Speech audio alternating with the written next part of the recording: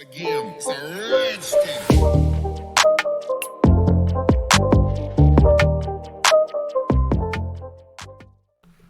What is going on, guys? Welcome to this video. In today's episode we're going to build a camera classifier, which is a program that I uploaded on GitHub a while ago already. You can check it out on github.com/neural9.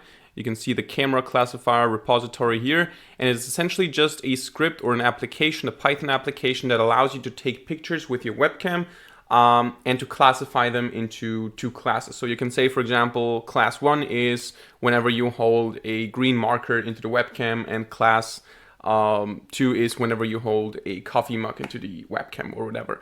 And what you do with this tool is you essentially make a bunch of pictures. For example, you hold a green marker into your webcam and then you click class 1, class 1, class 1 all the time. So you provide some sample pictures. Then you hold a bunch of coffee mugs into your webcam and provide class 2 examples. And then these examples, once you have enough of them, you just click on train, you train the model, and then the model predicts future examples. So you can take new pictures after that and you can say, okay, predict what this is, and it's going to tell you it's either a coffee mug or it's a green marker, for example. And I'm going to show you how that looks like, what that looks like in a second. We're going to run the program, we're going to play around with it a little bit, and after that we're going to talk about how to build this program from scratch. So let us get right into it. Now, in order to demonstrate this script to you, I need to turn off my camera for a second here because I cannot use my camera for recording and for the script. So I'm going to show you how the script works, and for this I had to turn off the recording of the camera. However, we're just going to run the script right now so that you can see what we're going to end up with. Python main py. This is the full script. You can also get it on GitHub if you don't want to code it yourself. And now you just enter the name of the first class. And the first class can be whatever you want. It's just the first type of thing that you want to classify. You can say, for example, pen, and the second one is watch. Or you can say coffee mug, and the second one is, I don't know, purse or something. What we're going to do is we're going to have phone.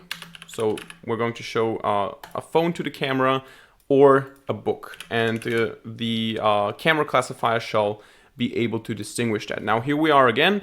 We see the camera here, and what you can see down here is we have a bunch of buttons. Now, auto prediction is something that we're going to talk about in a second. And then we have the two classes here, phone and book. And phone and book are essentially the two things that we want to classify. So these two buttons allow us to take some screenshots and add some samples. So right now, the model, the whole script here doesn't know what a phone is, doesn't know what a book is, doesn't have any samples at all. We just have this active live camera here, but no pictures at all.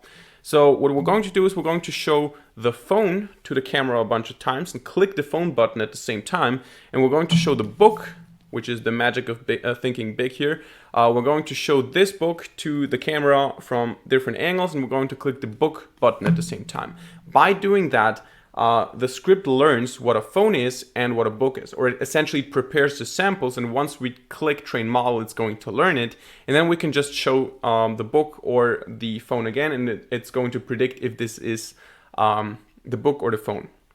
And we can also reset the whole process. So let's just go ahead and do a couple of samples here. I'm just going to make pictures here off my phone from different angles, you know, from all different sides, closer, farther away.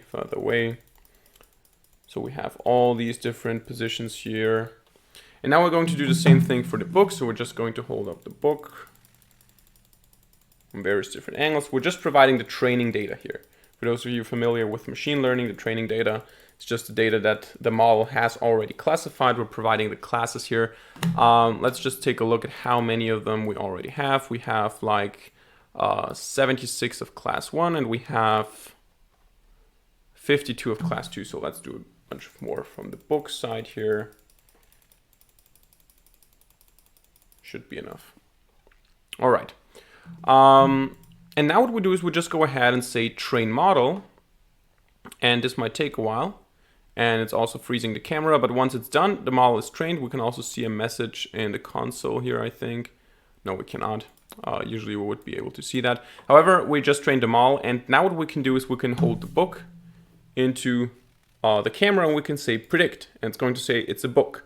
Now I can go ahead and hold the phone into the camera and say predict, and it's going to say phone. Now if I don't do anything, it's probably going to say phone, because nothing looks more like I'm holding up a phone than a book because the book is white. So if I say nothing, yeah, it's probably going to be phone. But every time I hold up the book, it's going to recognize this as the book. And now we can also turn on auto prediction, which is going to constantly predict. So if I'm holding up the phone, it's going to say phone, of course. And now the moment I hold up a book, it recognizes it as a book, right?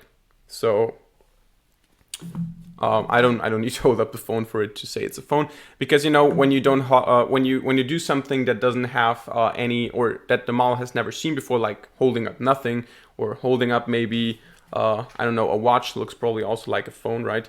If you're doing something like that, the model is going to be confused. But the moment you hold up a book, it's going to know, hey, this is a book, right? So this is what we're going to build here, and we can build this with all kinds of different objects. The good thing about this is that we're not limited to phones and books. We're limited to whatever training data we give to this camera classifier. It's not limited to a certain category of items, like 10 sorts of images, 10 classes of images. You can literally do everything. You can say, notice when I'm smiling, notice when I'm sad, notice when I'm angry, whatever it is. You can just classify these things based on examples.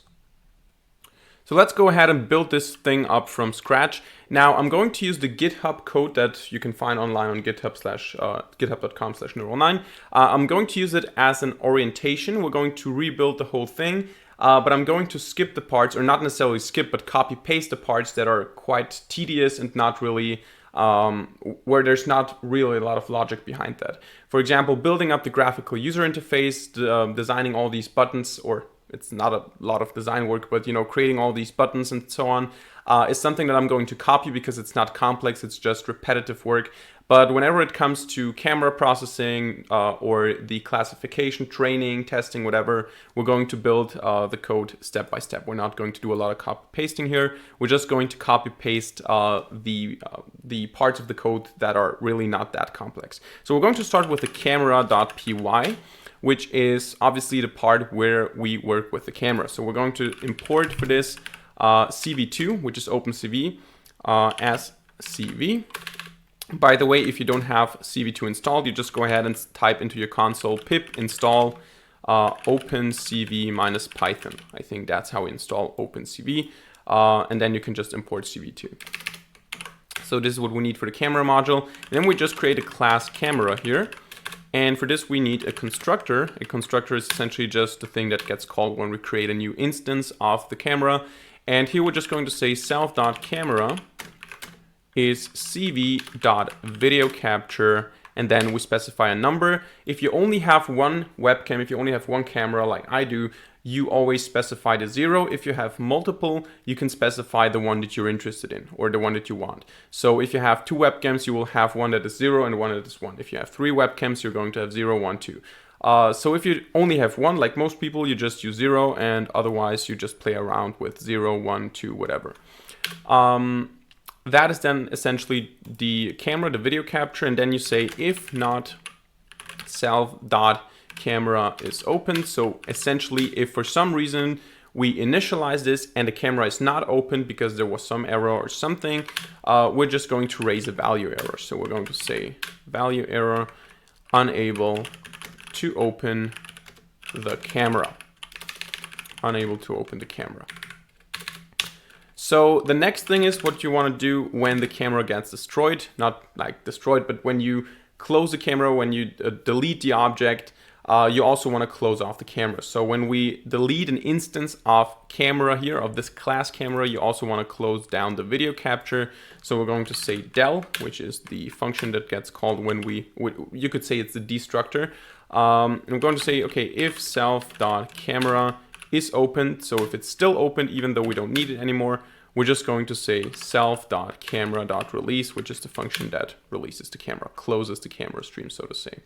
And then the most important function here is the getFrame function, which is essentially just getting the next frame. Because what we want to do is we want to create camera instances, and then we want to get the frames from the outside, because we're building this script on an object-oriented basis. We have classes and objects, and I cannot directly access this camera here.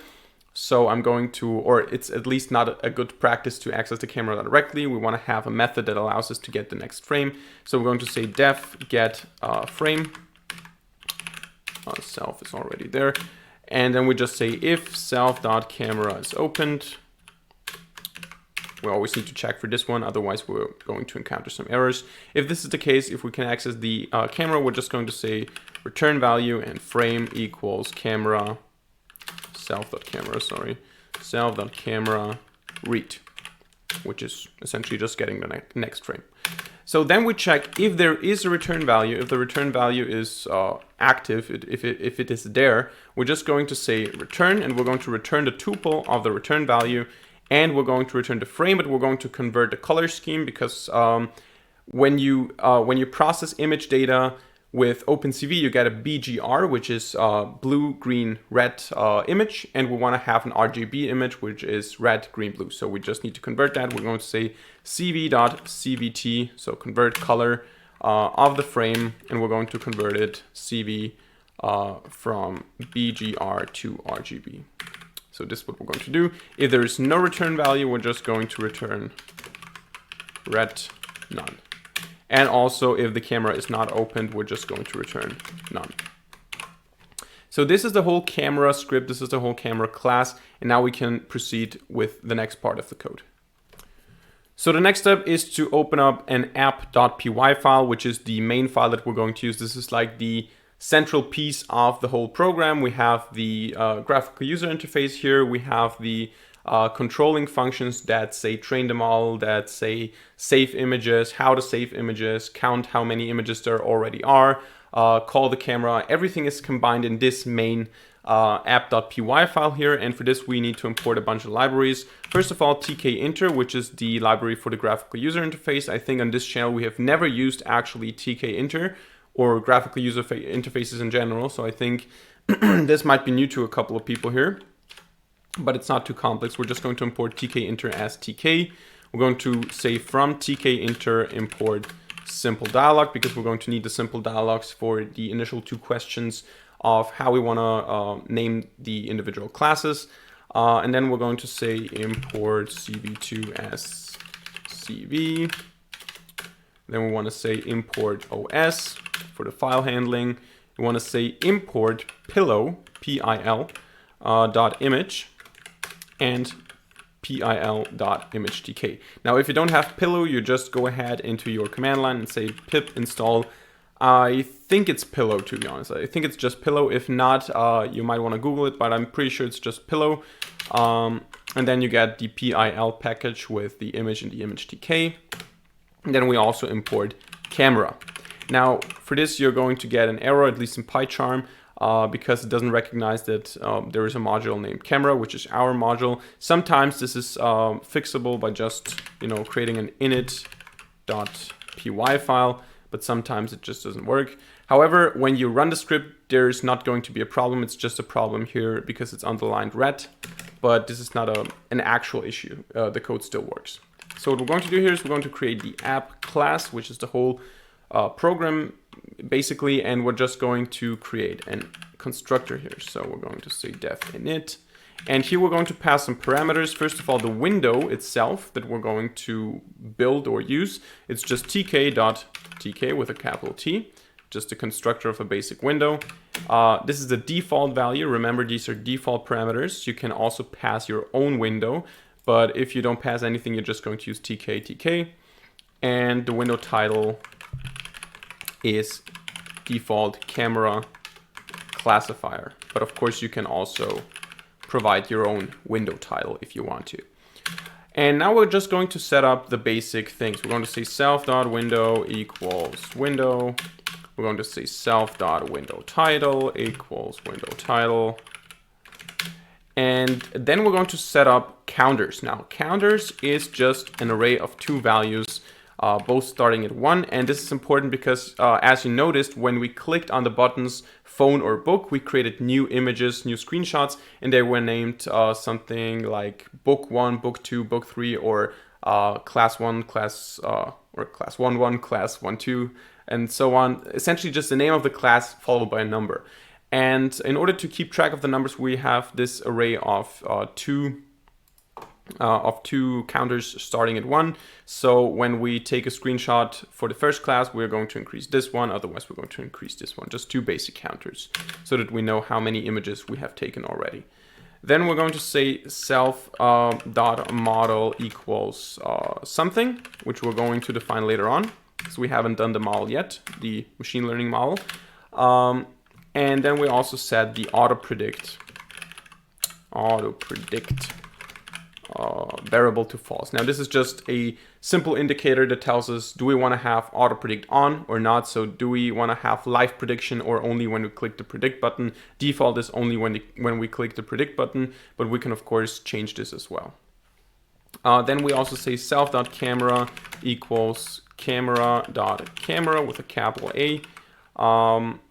And then we have self.some function that we're going to define in a second. So I'm going to comment that out as well, which is going to initialize the whole GUI. So everything like buttons and so on will be called, will be done in a separate function. But after all these elements are there, we're just going to update the GUI over and over again. So we're going to say self.delay equals 15. And then we will have the self.update function, which we also have to write. We're going to comment it out for now as well. So here we're going to have a model. Here we're going to initialize the GUI. We can actually go ahead and write the function name already in init GUI. And then we have self.update, which is the thing that updates the frame, or actually the whole canvas all the time, the whole TK inter GUI. And then last but not least, we have self.window .attributes topmost, and this is true, which is essentially just about the position of the window. And then we have self.window.mainLoop. So this is the essential constructor, and now now we can go ahead and add the functions that we need. First of all, we're going to add a simple function that we haven't used yet. We're going to call it toggle auto, or actually, what did I call it in the script? Toggle predict, or auto predict toggle. So auto predict toggle is what we're going to call it. It's a very, very simple one-liner here. We're just going to say self.autopredict is not self.autopredict. So essentially negating what it is right now. It's just toggling. If it's 1, it's going to be 0. If it's true, it's going to be false. If it's false, it's going to be true, and so on. Just changing the current state. No new line at the end of the file. Okay, doesn't matter. And then we can go ahead and work on the initialize GUI function. This is where we're going to copy some code. We're going to say def init GUI. And here we're going to copy a bunch of code because that code is very repetitive and simple. Now, I'm still going to explain it, so don't get shocked just because I add a lot of code here. It's going to be some code, but it's very simple. It's always the same, and I'm going to explain it to you. And you can also copy it from GitHub, so don't worry about that. So I'm going to copy this from here right now. I'm going to paste it. And this is the code. It's a lot of code, but it's very simple code. So what we do in the beginning is we say self.canvas equals tk-canvas. We'll just create the basic canvas where we're going to have the camera. We set the self.window as a parent here, as the thing where we want to have this canvas. And then we have width and height of the camera. So these are just the basic attributes of the camera, which we actually, did we do that actually in the camera file? No, we didn't do that. We need to do that as well. I forgot that. We need to add the self.width to be the self.camera.get. And we're going to get the CV cap prop frame width. And we're going to copy that and do the same thing for the height. So essentially we're adjusting the height. Or we just have we have two variables here, two attributes that are the height and the weight of the width of the camera, sorry. And then what we do is we assign them to the width and the height of the canvas. We pack the canvas, and then we have a bunch of buttons here. So what we do here is we say button toggle auto, button class 1, and so on. These are all buttons that have certain functions that they call. So we have TK button every time We say self.window is where they belong to. We have some text for these buttons. We have a width for these buttons. And then we have a command, which is actually what we care about. So the command is always what happens when you click the button. And when you click toggle auto, so the auto predict button, you just call the auto predict toggle function. Here, some functions here are not defined yet. We're going to do this in a second when we're writing the other functions. Then we always pack them and we align them to the center. Very simple. So then here we get to two simple dialogues. We get class name 1 and class name 2 are the result of these dialogues. So we have simple dialog ask string. We say enter the name for the first class. And then once the OK button is clicked, we get as a result the string and we save it in class name 1, class name 2, the same thing. And then we have button class 1, button class 2. And the text of these buttons, of course, is the class name. So this depends on the input that the user makes up here. And these two buttons call a function called save4class that we have not defined yet. So the save4class function is not written yet. We're going to do that in a second. But this is actually the function that we're going to call in order to process the image, to make the screenshot, to save it into the right directory, and so on, to label it in the right way. And we use a lambda here because we pass a parameter as well. So nothing too complex. Then we have the train button. The train button is just calling the model.trainModel method that we also haven't done yet. We need to create a third file here, model.py, where we have the train model function as well. So this is also something that we need to add. And what we do is we say self.counters.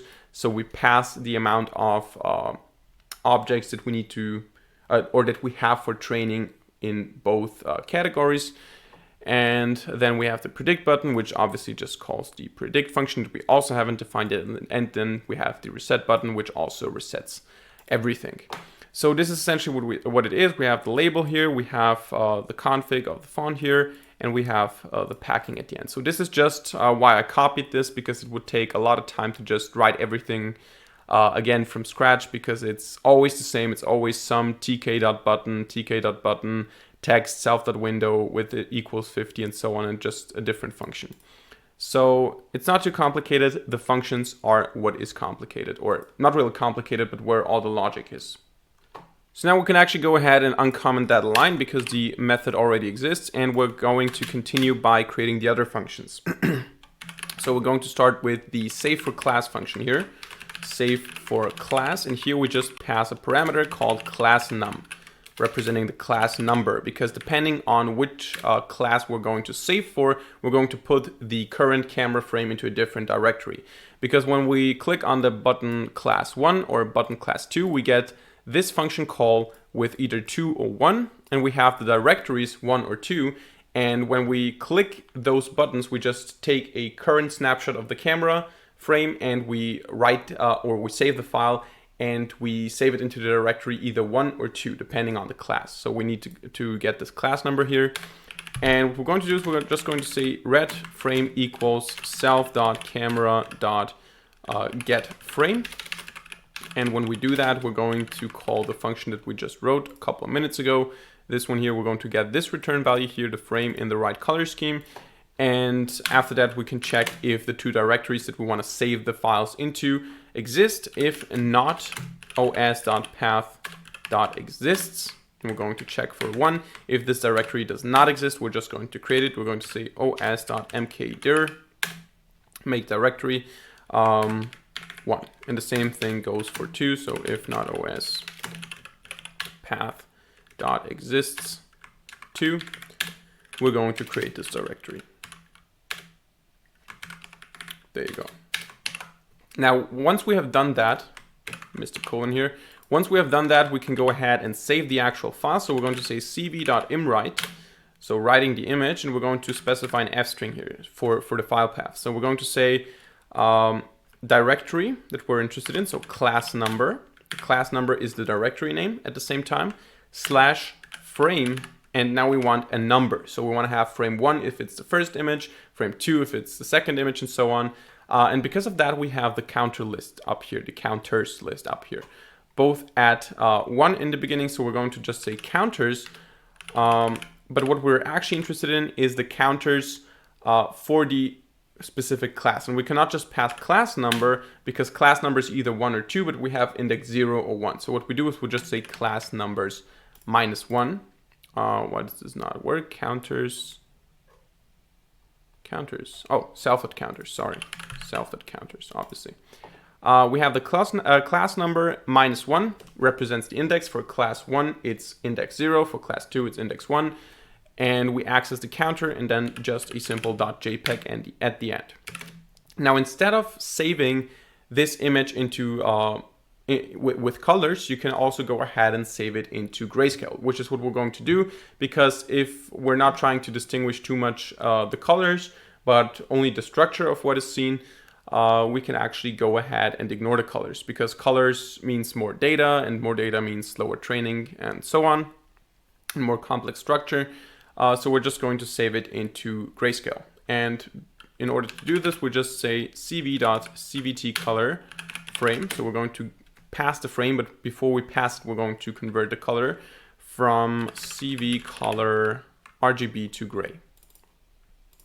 That is what we're doing here.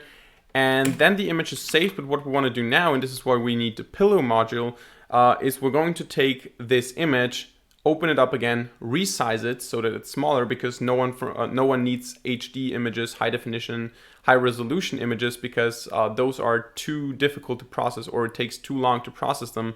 And it's enough to have a 150 by 150 pixels image in order to classify what it is. I mean, at least if it's not too subtle of a difference, okay?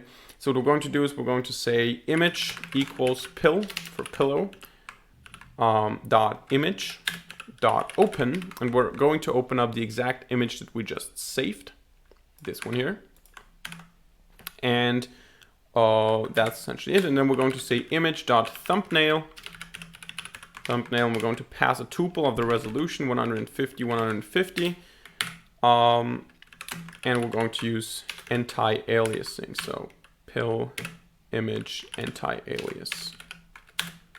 There you go, nothing too fancy here. And then last but not least, we just say image save, and we use the same file path.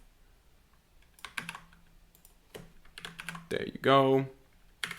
That's essentially it. And last but not least, for this function, what we do is we increase the counters. So we say self.counters class num -1, whatever we used right now, and increase it by 1.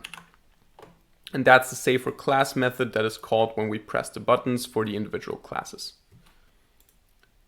Now, before we get into the actual machine learning part, we're going to talk about two more functions here that are important for the image management and also for the management of the graphical user interface.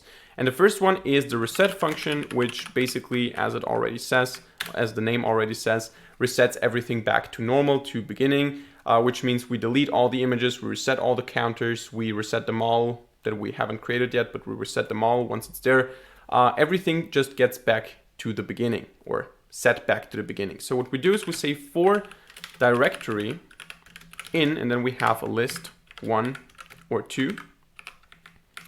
And for each of those directories that we have, so if we have 5 classes, if you want to make a script with 5 classes, you would say 1, 2, 3, 4, 5. For each of those directories, we're going to go through all the files. So we're going to say for file in os.list directory, current directory, because the directory is only a string. But once we pass that string into the list directory function of the OS module, we get a list of all the files in that directory. So we can go ahead and say for each file in that directory. And then we can go ahead and use the join function. So we can say file path equals os.path.join. And we're going to join the, first of all, the directory name, followed by the file name. So this is what we're actually going to combine. And once we have those two things, we have the file path, and then we're going to say if os.path.isFile. So if we have a file there, add this file path. If that is the case, we're just going to unlink it. So we're going to say os.unlink file path, which is just another word for deleting this file. And now we can go ahead and reset the counter list. So we're going to go ahead and say self counters equals 1, 1, because we start counting from 1 again. And then we say self.model equals model.model, but we're going to comment that out because we don't have the model yet. And then last but not least, we say self.classLabel.config equals, or is text equals class. Now this is just resetting the bottom label, which says book, phone, or class 1, class 2 to the class, to the default value that it has when we create it. As you can see here, default value is class. And when we click on reset, provided that auto prediction is not on, of course, this is going to be set to class again. Now the second function is the update function. The update function is the function that we need in order to get the current camera data live, so that we always update the camera data instead of just when we click a button, so that it's constantly updating. And remember, we call this function up here, so we have to uncomment that. And what we're actually doing here is we're just constantly updating and updating and updating. So what we're going to do here is if self.autopredict is on, we're going to also make the prediction all the time. So we're going to say self.predict, which is a function that we don't have yet, because this is part of the machine learning that we're going to do in a second. So for now, I'm going to say pass. But let's just ignore the auto predict. What we're going to do now is we're going to say red frame, so the current camera frame is just going to be self.camera.getFrame. And then we're going to process it. If there is a return value, if there is something, we're just going to say, okay, self.photo equals pillow.imageTK, which is important because we're dealing with TK inter here. Photo image, and then we're going to say it's just an image. And this image is the pillow image. Come on, image from an array, and this array is what we get as a result from our camera, the frame. So what we're doing here is we're actually just getting the image from the camera frame and turning it into a TK image so that we can use it in our GUI. And then we're going to say self.canvas, which is the main canvas at the top where the camera data is displayed. We're just going to say canvas.createImage, and we're going to create the image 0, 0. This is the position. And the image is just going to be the photo that we just created. So image equals self.photo. And then we also anchor it, which means that we orient it to tk.northwest. So upper left, so to say. This is what we do. And then last but not least, we just have to recursively call this function over and over again, given a certain delay. So what we do is we say self.window.after, and after a certain amount of milliseconds, in this case the delay, in this case 15, as we said in the constructor, we're just going to call this function again. So we're just recursively calling the update function, but we're not calling it like that because that would be actually calling it. We're just referring to it so that it is called after the delay amount of milliseconds. So this is what we're doing here, resetting, updating, and now we're going to get into the machine learning part. So now we get into the actual machine learning part. We're going to create a new file here, model.py, and here we're going to say from sklearn.svm import linear SVC, linear support vector classifier. Now you can feel free to use whatever model you want to use. You can use k-nearest neighbors, you can use random forest classification. You can go ahead and build a convolutional neural network using TensorFlow. The process is actually the same. We pre-process the data, the images, and we turn them into NumPy arrays. We pass them to the model, we fit the model, and then we use the model for predictions. So you can go ahead, if you want to have better results, you can also go ahead and use a convolutional neural network. It's going to be pretty accurate. You can also use color data. But I use the linear support vector classifier because the results are decent and it doesn't need too long to train. Now, if I was to build an actual project that will be used in production for a real purpose, I would never use a support vector classifier. I would use a convolutional neural network, but for this tutorial, it doesn't matter really. So we're going to use the linear support vector classifier. We're also going to import a NumPy as NP. We're going to import CV2 as CV, and we're going to import pillow again, so PIL. And then we're going to create a model class here, model, and we're going to define a constructor. The constructor is a simple one-liner because all we need to do is initialize the model. So we're going to say self.model equals linear SVC constructor, that's it. And now we have two functions, or we will have two functions. We will have the train model function and the predict function. And the train model function is actually, it's not really complicated, but we need to pre-process the data because right now we have two directories. After we have the samples, we have two directories, 1 and 2, which are filled up with images, and these images can be processed. And we need to actually get these images into the script, and we need to turn them into arrays, into NumPy arrays that can be processed and can be learned by this support vector machine. So we have to find a way to extract them in a good way and to classify and to turn them into supervised, into labeled data. So what we're going to do here first is we're going to create an empty image list. So image list equals np.array, empty array, and class list equals np.array as well. Come on, there you go. And now we're going to say for I in range, and here we're going to deal with the counters, with the counters variable that we have up here. Now, because of this, of course, we also need to pass it here. Sorry, I forgot that.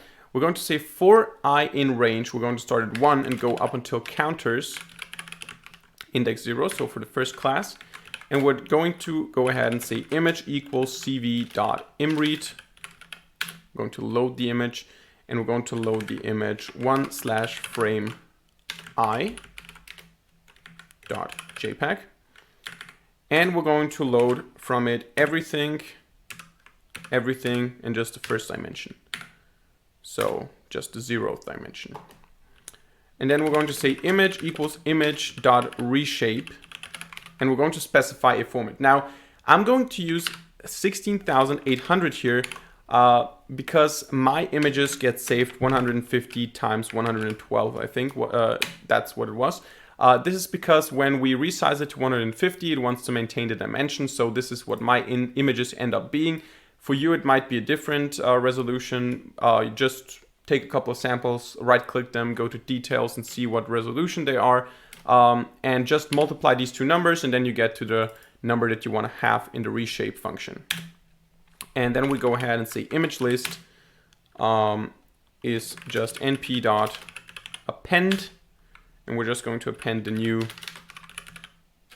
image to the image list. So we're going to put it into a list here, and we append this image inside a list to the full image list. This is what we're going to do. And then we do the same for the class list. So we say class list equals np append the current class list and an additional 1.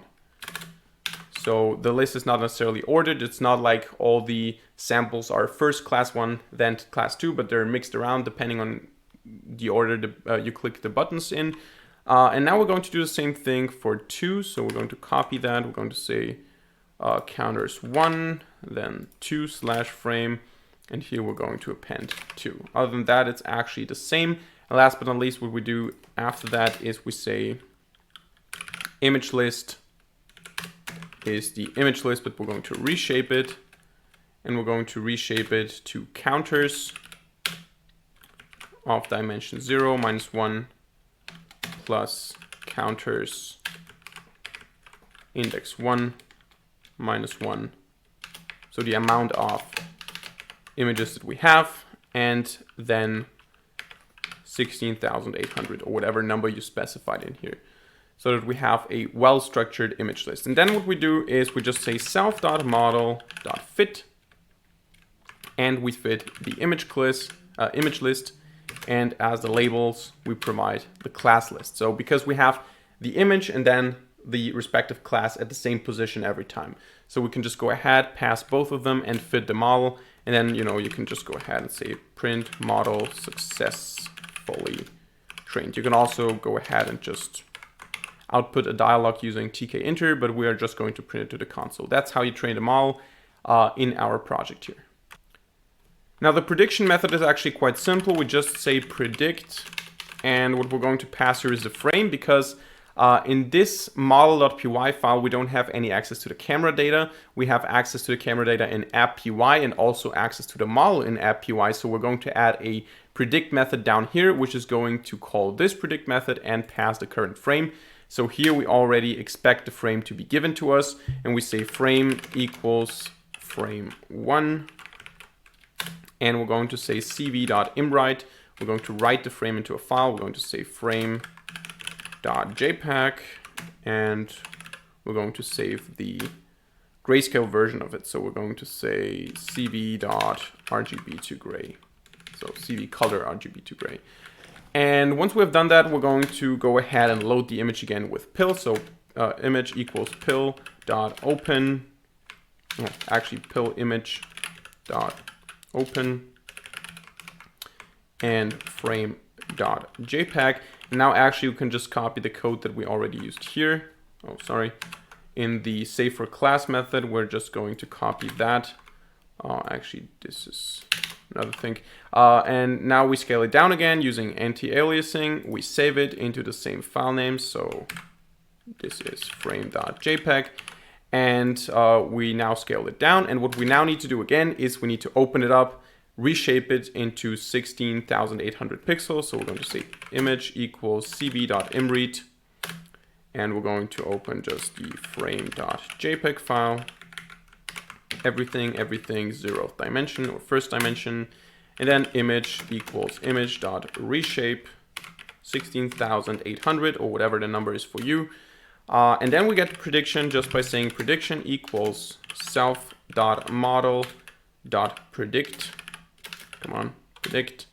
And we pass the list of an image because we have a list of images, and these images again are lists of pixels. So we have to pass the list of an image here, this one image inside of a list here, in order to make a prediction. And then we just return the prediction, the first prediction that we get here. So this is the predict method of our model. So now we're almost done with the script. The last thing we need to do is we need to add the predict method to the app.py file. So we have def predict. And what we do here is we just get the frame equals self.camera.getFrame. And then what we do is we get the prediction. So we say prediction equals self.model.predict.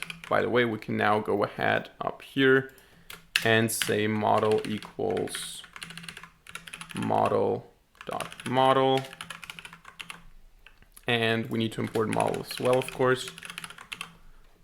And then we had one more thing here, self.model, and then predict. So I think this is it. And we predict the actual frame right now. So after that, we get the prediction, and then we can say, okay, if the prediction equals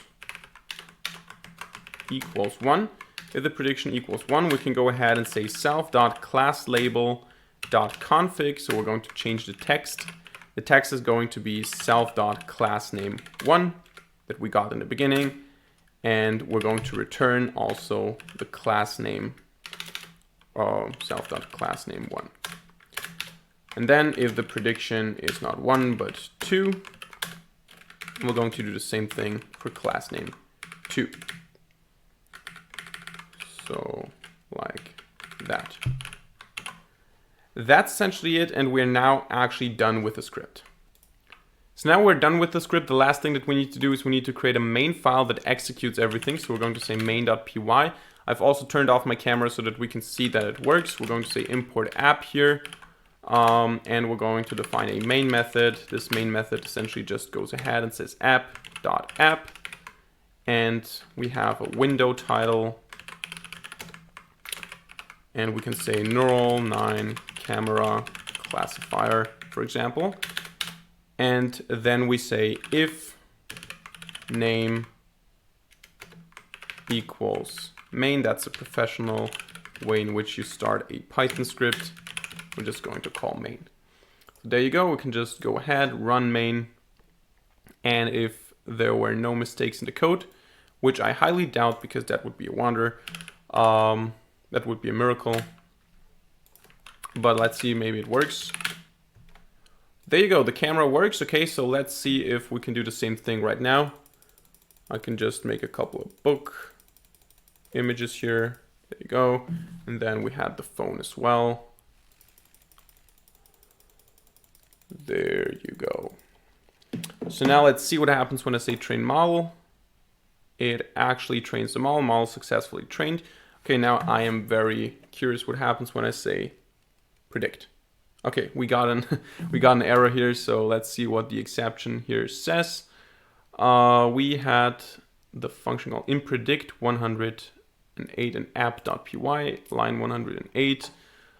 Prediction, self-model predict. Okay, then we had 33 in predict here, so in model 33. Convert color. Oh, of course, we need to pass the frame as well. My mistake, very stupid mistake. However, we now need to delete these directories because otherwise it's not going to work. Let's just rerun the script here, run main, and do the same thing again. Now it should work. So book and phone. There you go. Let's try again. Book, book, book, book, book.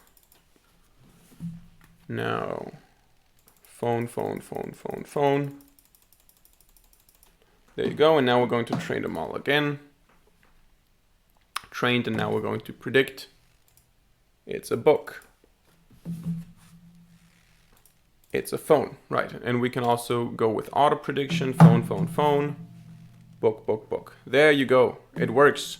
Now, I'm not sure if reset works. Oh yeah, it works. So now we should have empty directories. Yeah, everything works fine, and the program is done, it works. And as I said, you can copy and download the code on GitHub, or maybe you followed along and wrote the program yourself right now.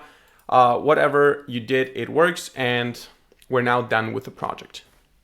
So that's it for today's video. I hope you enjoyed and I hope you learned something. If so, let me know by hitting the like button and leaving a comment in the comment section down below. Also, make sure you subscribe to this channel in order to see more future videos for free. Now, this video today was quite long because it was an extensive project, at least a little bit larger than the usual projects because we had multiple files and classes and all that.